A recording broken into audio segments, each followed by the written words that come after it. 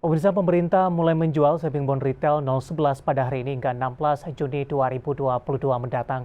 Lantas, seberapa besar potensi penjualan surat utang negara retail dengan kupon sebesar 5,5% ini?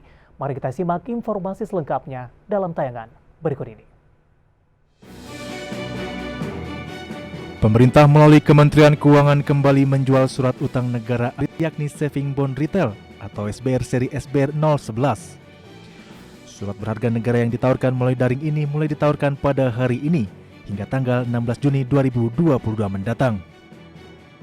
Sebelumnya pemerintah telah menetapkan kupon untuk SBR 011 sebesar 5,5% dengan bunga yang bersifat floating with the floor. Adapun kupon untuk 3 bulan pertama ini berdasarkan dari BI 7 Days Reverse Repo Rate saat penetapan, yaitu sekitar 3,5% ditambah spread 200 basis poin. Direktur Surat Utang Negara Direktorat Jenderal Pengelolaan Pembiayaan dan Risiko Kementerian Keuangan Denny Ridwan seperti dikutip laman Kontan meyakini SBR 011 akan jadi instrumen yang menarik karena rate-nya berada di atas referensi yang ada.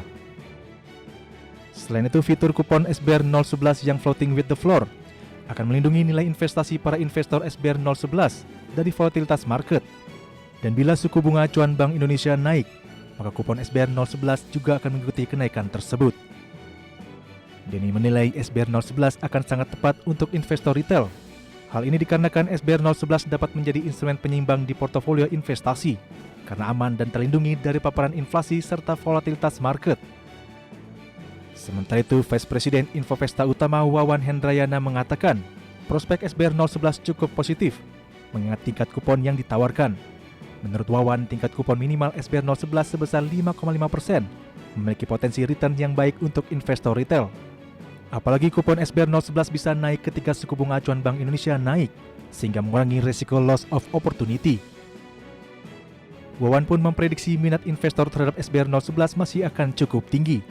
Sementara itu, penjualan 2 SBN retail sebelumnya yakni ORI 021 dan SR 016 masing-masing berhasil mencapai Rp25,1 triliun dan Rp18,4 triliun, di mana saat itu kupon ORI 021 hanya sebesar 4,90%, sedangkan kupon SR 016 sebesar 4,95%.